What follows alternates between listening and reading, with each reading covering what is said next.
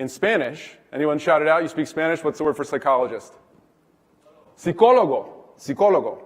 So I'm walking around, and it was like Kingsport, Tennessee. I'm walking around, and I'm talking to all these Dominican baseball players, got really tight with them. And after a little while, I heard them walking around, and they were saying, you know, what I thought they were saying was psicólogo, el psicólogo. I was like, cool, they're really picking this up. It's becoming part of the culture down here in baseball, psicólogo. I started listening a little more carefully, and they were saying, psicoloco. There was a transition that was happening, and that joke hit it right in the center. We used to think of psychology, especially in performance settings, as something you only apply when something's wrong. It's wrong, let's throw some psychology at it. Big psychology band-aid, right? Let's just throw some psychologists in the room. Now, things have changed. There's an evolution that's happened in sports. When I started, I was one of the only people in baseball. Now, every single team in baseball has a mental performance coach. Same with football, same with tennis, same with golf. And now, in business, people are really working on their mentality.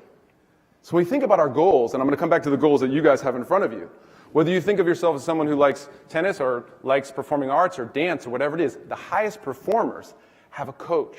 And I'm going to tell you a little bit about what that looks like. What does that look like? Well, this evolution that happened in baseball is happening all over, right? It started out that we were just focusing on the body, but we've started to focus on the mind. We've started to focus on evolving our mentality and evolving the way that we approach our goals.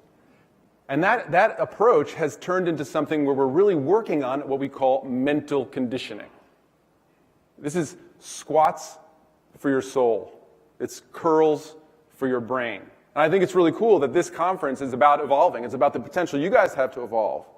And how you can evolve your own mentality. How you can evolve your own ability to be sharper and more confident in the work you're doing with clients and the work you're doing with your coworkers in different sales moments.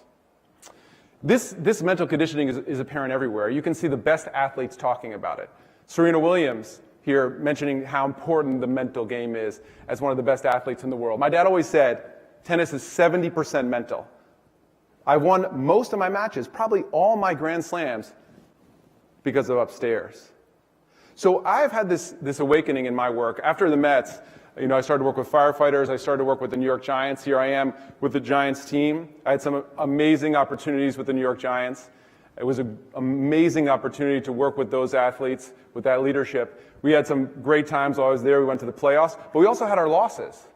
In fact, I experienced a lot of losing as well as winning in baseball and football, and unfortunately, even in the work I've done with firefighters, we've experienced some grave losses.